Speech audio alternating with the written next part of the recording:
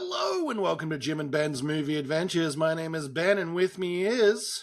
Gabe Walker, who is a rock climber and also an action star and also a gentle giant, because this week we watched Cliffhanger with Sly Stallone, a 1993 classic, and I couldn't be happier. Yeah, amazing movie. Tell us about the plot, I'll tell us about the stats, and then we'll get into it. Cliffhanger is a high-altitude action thriller where mountain rescue climber Gabe Walker, played by Sylvester Stallone, is pulled back into danger after a failed rescue haunts him. He's haunted, Ben. When a group of criminals crash in the Rockies with millions of dollars in stolen cash, Gabe must outclimb and outfight them across deadly peaks to save stranded hikers and stop the heist. Perfect description, because that is exactly what happens. Although I would say the heist had already been stopped, and that was a continuation of the stop. Anyway, we'll continue later. The stats, released in 1993, directed by Rennie Harlan, screenplay by Michael France and Sylvester Stallone, cinematography by Alex Thompson, starring Sylvester Stallone, John Lithgow, Michael Rooker, Janie Turner, Leon, Paul Winfield, and Ralph Waite. Music by Trevor Jones, runtime of 113 minutes, had an initial budget of $70 million, and domestic box office, as listed on Box Office Mojo, is $84,093,147. Now, quick fact before we jump into this: Box Office Mojo sometimes throws out kind of weird additional box office takings. Cliffhanger only had one, and it was listed as a re-release in New Zealand in the year 2020. Do you want to hazard to guess on how much they took for that re-release? I have no idea. $4. That is super random. I don't know how that happened or if that's a legitimate reporting, but that's what we got. That's hilarious.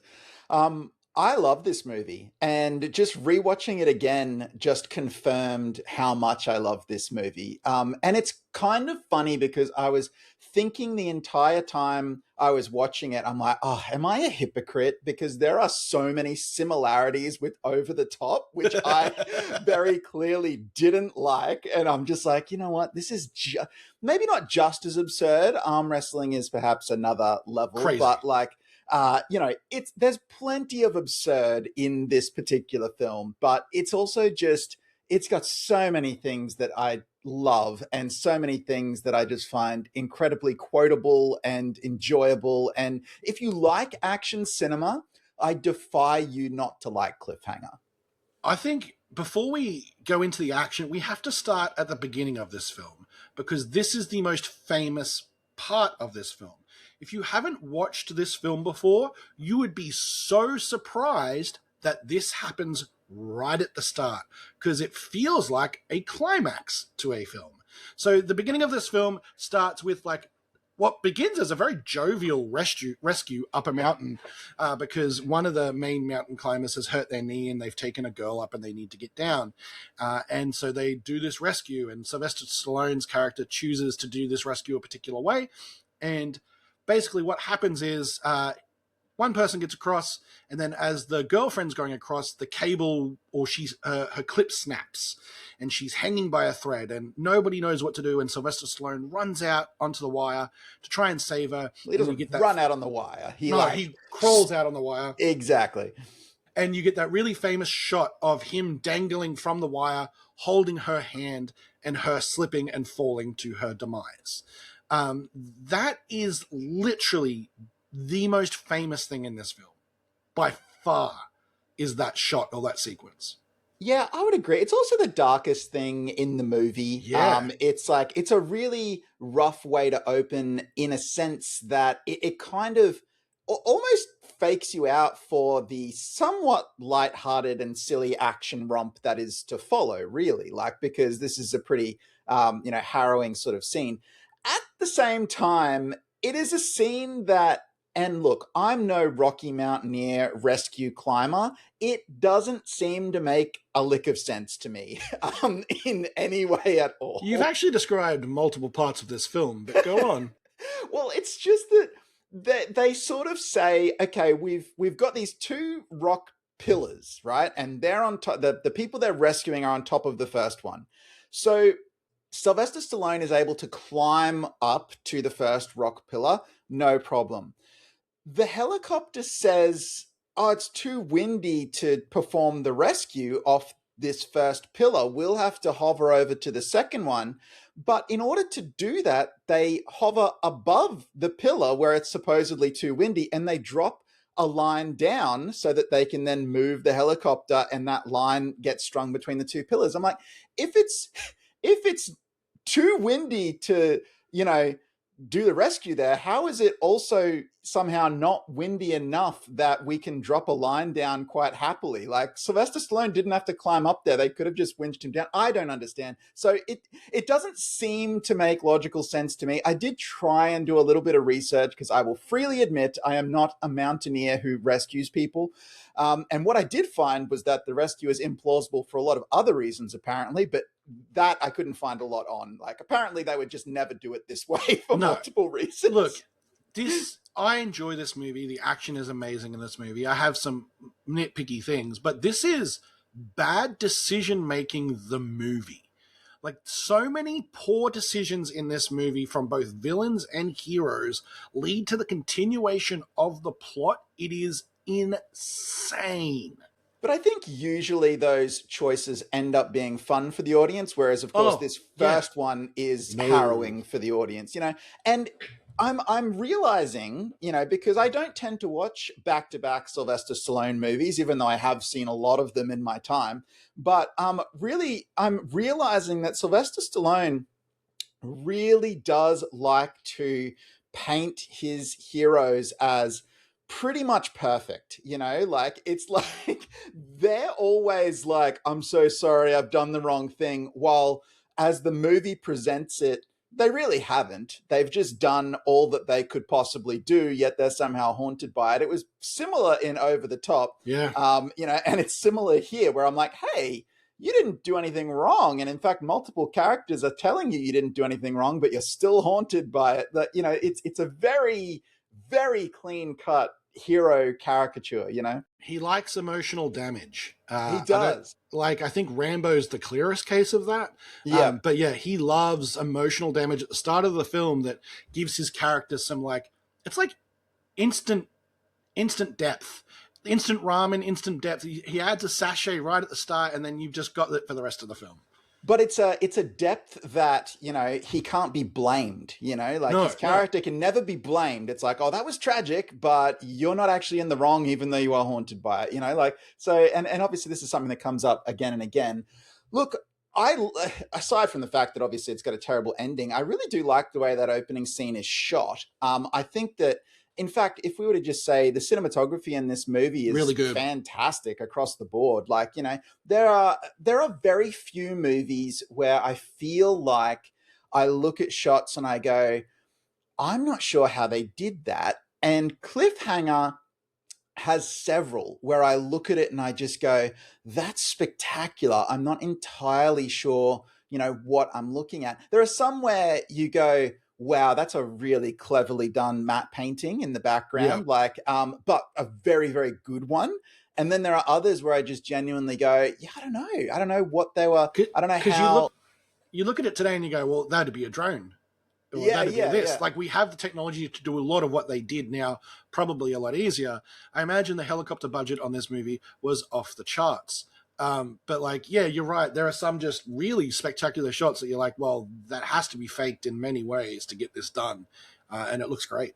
There's also awesome model work throughout the movie as well, like where they were sort of, you know, with planes and helicopters and things like that. So just a lot of really great stuff. And, you know, again, I'm not familiar enough to sort of say that it's absurd, but they did double Europe for the Rocky Mountains. So, you know, it's, I'm not sure if those topographies are similar, but what they got out of their European mountain scenery was spectacular. Before we get too far through the movie, though, we got to talk about the plane-to-plane aerial sequence, right? Like, because... So I want to, this leads into it. I want to say I do miss movies using models like they used to. because it adds something to the thing. Like I grew up on Star Wars, which was all models, right, and that sort of stuff. And the modern day of CGI kind of taking a lot of that brunt. I really do miss the model work, and this is where we get a lot of some of that model work in action here. The plane to plane heist is like Batman Dark Knight. Oh no, Batman Returns kind of stole it a little bit with like the Nolan with You mean Dark Knight Rises? Dark Knight Rises. Sorry, kind of stole it a little bit, but like the concept at least. But yeah, like the idea of like shooting the cable across, running everything through, and all that sort of stuff is again bonkers, but super fun, super duper fun. And this, at one point, I believe, held a Guinness World Record because the actual stunt of, transferring Yeah, from plane to plane in midair across that cable was done, quote unquote, for real by a stuntman who got paid the record was what he got paid, which was, I think, $1 million in danger money yeah. to basically do that transfer from plane to plane. So, and that really, it's only a few shots in the movie, but the way that they're shooting it, like you can definitely see there's almost compromised camera angles, which means, well, we did it for real because we were Yeah. up there and you can't get the perfect shot, but we got a shot, of this happening. And it just remains a very, very cool sequence. And it's a very it's a very strange way to steal money. You were talking about decisions before where it's just a Like bit like you think you just like the inside man takes over the plane, put some parachutes on them, and push them out. Like yeah, there are something ways like to that. do this. Yeah. Or we just land the plane Yeah. and then we can take it off again and Yeah. crash it and jump out. Like, I don't know. There's a lot of ways we could go here. This is a very convoluted one to say we're going to sneak a Well, I separate think plane the up. whole idea was that like John Lithgow's character is not meant to step foot in the United States, right? Mm. So the whole idea is that they kind of flew in and they fly out without him ever kind of landing. Yeah, look, had it worked, great plan. Great plan. So, Yeah. and look, I will say as well, like, so that scene is iconic. I love it. It's one of the best, even though it has nothing to do with rock climbing, it's one of the best scenes in the movie, in my opinion. And I get a buzz out of that scene every time.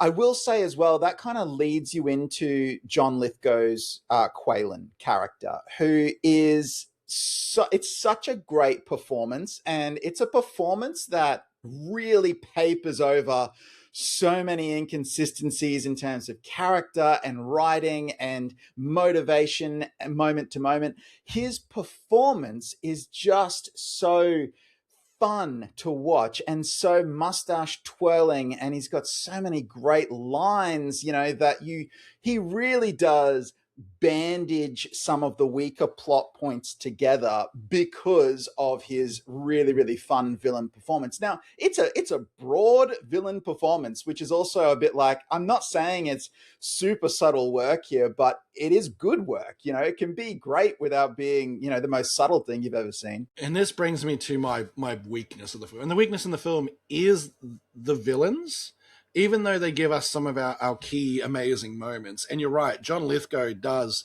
like more than should be able to be done with his role and his band of merry men. But like the reason this film goes off the rails for them is because they're trigger happy psychopaths. Yeah. Yeah. Like if they just don't kill a couple people, they walk off that mountain with all that money. All of that money. And they're in the same position they're already in. It doesn't matter if anyone's seen them. It doesn't matter. Like, they could have. Oh, and like, it's just like every one of them is mental. Like, mental.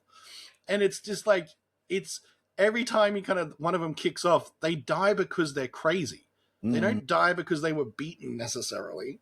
They don't make logical choices, No. It's very much, yeah, as you say, trigger happy is definitely sort of the way you would sort of say that there, and that is their demise, that is their downfall. So look, Lithgow, though, he's got so many great moments in the movie. He's got so many moments that I just find incredibly quotable, like, even just when they're in the plane and he's talking to Travers and Crystal and he says, "We need insulin." would you have thought of that, Travers? And I'm like, that's just such a silly line.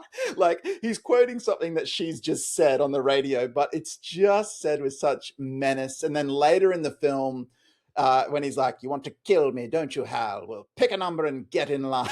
Like, so Oh, good. it Like, is a very memeable movie. And as I said, none of like my villain problem takes my enjoyment out of this film. You've just got to accept that they are like cliche. And as yes, soon as you're on board with that, you're on the ride. You're riding with everybody else. If you cannot get on board with that, you're not on the ride. And there would be some people who would have a lot of trouble with it now. Back then, though, it wasn't as much as a scene problem. Like that's what movie villains were in these films. I think as well, it really depends how much you're enjoying Lithgow's performance, Yeah. because as I said before, he does tie it together, he does make it work somehow. And if you're enjoying his performance, you're going to forgive a lot. I do think it's quite interesting over on the hero side, though, as well, that they've created a really interesting triangle of characters where you've got Gabe, Sylvester Stallone. Then you've also got Michael Rooker, who we now know from all his James Gunn I love collaborations. Michael Rooker. I know, but this is a young Michael Yeah. Rooker and out of James Gunn mode, so just playing a normal guy, if you like. And then Janine Turner, I'm reading there as Jessie, who is Sly's girlfriend in the movie. And the three of them do make up a really interesting trio. Obviously, Hal spends most of his time with the villains because he's been captured, but he has these negative feelings towards Gabe. And I thought that was a really great setup as well. The fact that they had kind of unfinished business, unspoken friendship issues due to the events at the start of the movie. And then as the film plays out, they do come back together as well. So, and it's also nice because Hal becomes a little bit of the audience surrogate Yes. in many ways, because the villains know nothing about the mountains and nothing about mountain climbing. And it's left to Hal to basically say, "Oh, it could take you that way, but only 12 guys on the planet can do it." Cut to Sly, who's like holding both rocks and his muscles are bulging as he free climbs up the side of the cliff. And I'm like, yeah, like, so just really fun movie moments like that you get because Hal is able to be you, the audience, as we don't know anything about rock climbing either, but we're like, "Oh, Sly's impressive. Look what he's doing." So it's really great there. So There's there's three other characters we haven't really mentioned. The first is the kind of surrogate leader of the good guys, the older gentleman who flies the helicopter. And the other two are like the hippie base jumpers. yes. They get so unfairly finished off in this film, all three of them, that like they're obviously written as cannon fodder, right? Mm. But they do try to give all three some kind of moment before they become cannon fire. Like the older gentleman, as I said, is like the helicopter pilot and obviously in charge of kind of their troop of people on the mountain. And the hippies get a few moments throughout the film of they even get a sweet kind of base jumping moment. But yeah, it's such a weird canon, like this movie treated its cannon fodder a little bit better than the average movie does, was my main point here.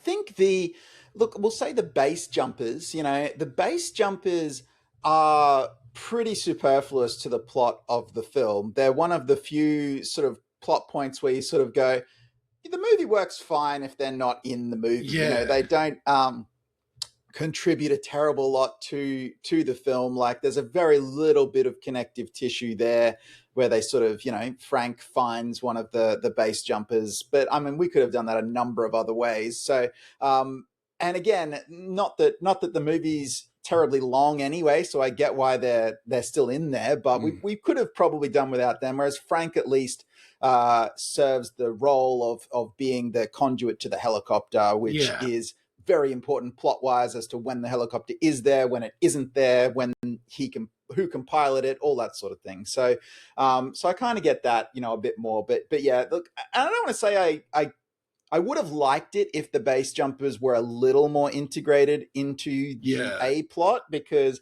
they do seem to exist.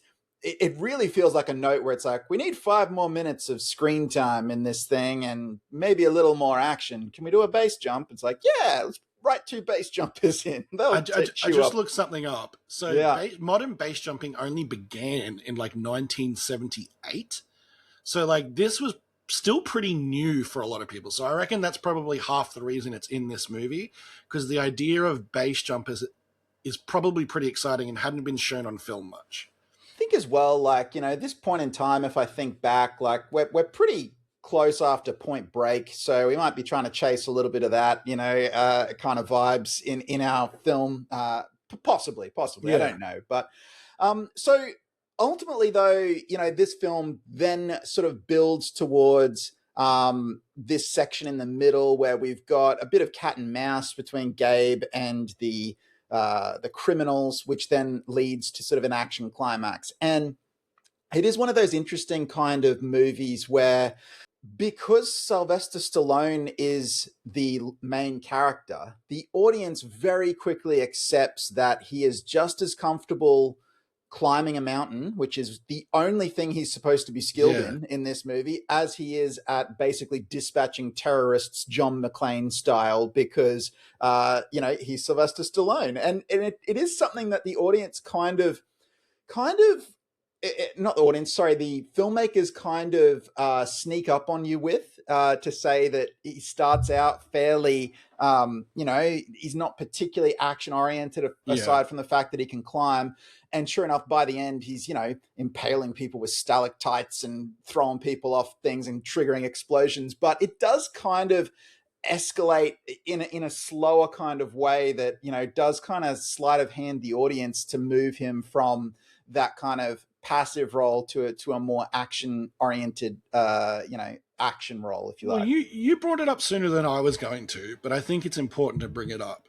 This movie is Die Hard on a mountain. Yes. Like, and I mean like really close. Like the radio stuff, like the getting beaten up as much as he does, like even Lithgow's villain is kind of verbose in the nature that Gruber is verbose. And, each villain has its own kind of technical expertise, I suppose, within the group. Henchmen all have their roles, Like, it is, like, it's bordering on plagiarism. Like, but it's good. I'm not taking away from it. Like, it's different enough, but, like, it is real close. Well, the other thing is, and you may know this, but Rennie Harlan, the director, is a Die Hard director. He directed Die Hard 2. So this is, right in his wheelhouse. This was his audition. But I think he'd already done Die Hard 2 by this point in time. So Die Hard was 1988. So he could have done, he had already done Die Hard 2. Yeah, because I'm pretty sure Die Hard with a Vengeance is 95. So I reckon Die Hard 2 was done by this point in time. But look, either way, I don't mind that. In the 90s, there was a string of Die Hard copycats. Yeah. We had Air Force One, which was another one, which is Die Hard on a plane. Yes.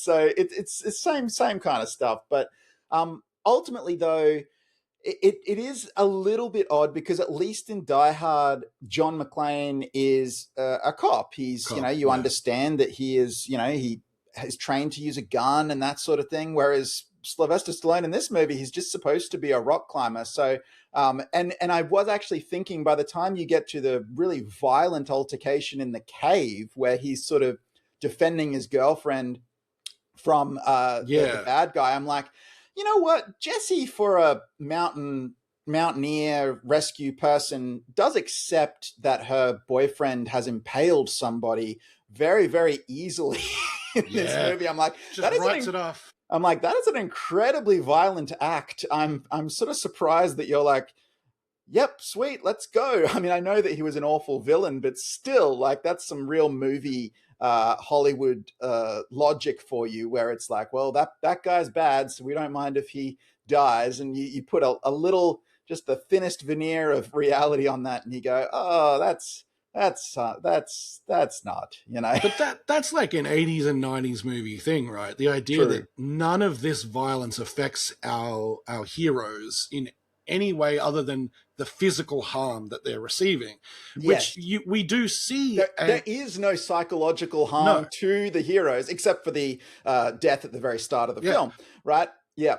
Which we do see in later filmmaking a reply to that. Nowadays, we don't have that. You do see the psychological damage in a lot of action films now. A lot of action films actually are about the psychological damage, and the violence is a framing for that. So I think like a generation of filmmakers watched these movies, loved them, and thought, and then had to think about it like we're thinking about it and go, well, wait, they just walked away from that smiling.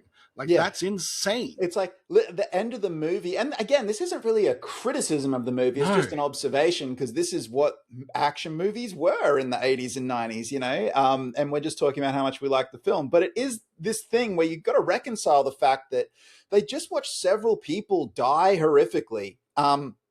Their friend and mentor, Frank, was just brutally shot. And about 10 minutes later in screen time, we've got them quipping that, hey, come get us. You'll find Quaylen 2,000 feet south of us under a helicopter. And they're like laughing in the finale. I'm like, yeah, you would actually probably all be crying, and it would just be a terribly traumatic experience. But of course, do we want that version? No. I'm not saying we do. I'm just saying that it is funny, I guess, to watch it with that modern lens. The Arnold Schwarzenegger quip, the Sylvester Stallone quip, is part of what made these films rewatchable and palatable, and what made people come back, because it softened and, dare I say, desensitized audiences to what they were watching, right? It made it an enjoyable experience. As I said, like the modern day replication of this now, like they're trying to do different things. They're not trying to make the film palatable. They're not trying to make it this kind of enjoyable popcorn, everyone has to go to the movies movie. Which actually brings us back to the start of this film again, which makes the start of this film actually a bit incongruent, as you said before. Like it really doesn't fit the theme of, in general, an 80s and 90s action film in that style. Yeah, absolutely. And of course, they needed the opening for character development, which is why they frame it that way, But look, ultimately, I love this movie. I think this movie is a lot of fun. I think this movie is a really enjoyable ride. I think the cinematography is great. I think some of the climbing is really excellent. And, some of the model work, stunt work, and even visual effects work with those old school matte paintings are really great as well. So yeah, look, I'm really happy that we watched this one. And for me, when I think of Sylvester Stallone, this was one of the earliest Sly Stallone movies I saw. I think I saw this one even before I saw Rocky or Rambo or anything like that. So this has definitely got the vibes for me of what a Sly Stallone actioneer movie is, For Stallone, for Lithgow, and for just how the screen is put together, this movie is worth watching. Like, this is for a lot of people, this would be a once a year movie, for sure, right? It's not necessarily for me, but it is a really, really good movie. It's a good version. It's exactly what it's trying to be. Yes. I think that's the best compliment you can sometimes give to a film. It is exactly what it set out to achieve, and it is just adrenaline and fun and action in all the best possible ways. I also think I've seen almost all of Rennie Harlin's movies as well, the director, and I actually think this is probably one of his best, if not his best. So this was just, like I said, it was at a point where I think he had really dialed into what this was, and just did a really great job of his direction of it. So, and look, a little bit of weird trivia that I read about this movie. Love weird trivia. Apparently, Sylvester Stallone's scared of heights. So I've heard that before as well for another movie. I forget what it was, but yeah. So I'm a bit like, this is a really interesting choice if you're scared of heights. Now, yes, a lot of the climbing would have been a double, but I mean, we're still up in the mountains. We're still on cliffs and stuff. So yeah, I wonder how all of that went. Would have been fun to be a fly on the wall for that, I think. After watching the few Sylvester Stallone movies we watched back to back and just thinking back on it, I now believe I've developed a skill to kind of pick exactly what he's written in a film. And I really do feel like the opening is all his in this movie. But it's an interesting thing. And I'm not picking them out because they're bad, but I'm picking them out just because of the way they serve his character, I think. And I don't know, I just think that's an interesting skill to pick up because of a podcast. It is interesting to watch them back to back, actually. So Yeah. I'm kind of glad that we did that, actually. So, but look, there's plenty of other movies that people could watch back to back, and we've now talked about over 90 of them. So why don't you tell the good people of the interwebs where they could find the rest of our podcasts, and then you can tell me what we're watching next. Jim and Ben's Movie Adventures. It's our name and it's also how you find us on YouTube and Spotify and iTunes. As Jim just said, we've done over 90 of these now, so we've definitely done movies that you're interested in, you've watched, or maybe that you've never even heard of and that you'd like to learn about. So jump into our back catalogue, have a look around, and while you're doing that, like, comment, subscribe. We love to hear from you. We love to see those little numbers tick up. It really does make our day. We text each other immediately and we go, did you see that one subscriber we got? And it literally just makes our week. So you could be that person. Do you want to be the person that makes our week? I believe in you. If you do want to follow us on any sort of social media, you can do so at Jim_and_Ben on Instagram and Jim and Ben's Movie Adventures on TikTok.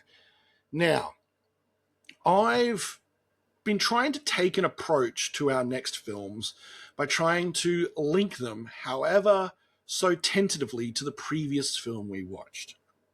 I have, as I always seem to have, two movies that are linked to this movie in unexpected ways. Well, one of them's unexpected, one of them is directly linked.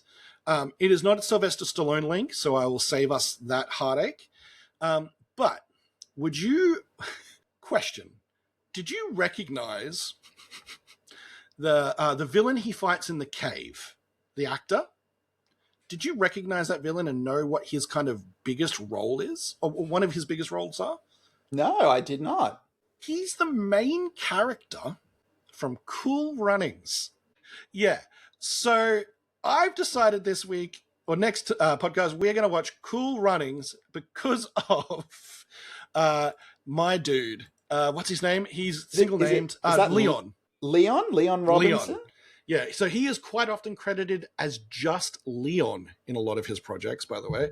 But yeah, no, so we're going to watch Cool Runnings, which is... Same year as Cliffhanger, so there you go. Which is very different from our previous few films, so it'll be a nice little...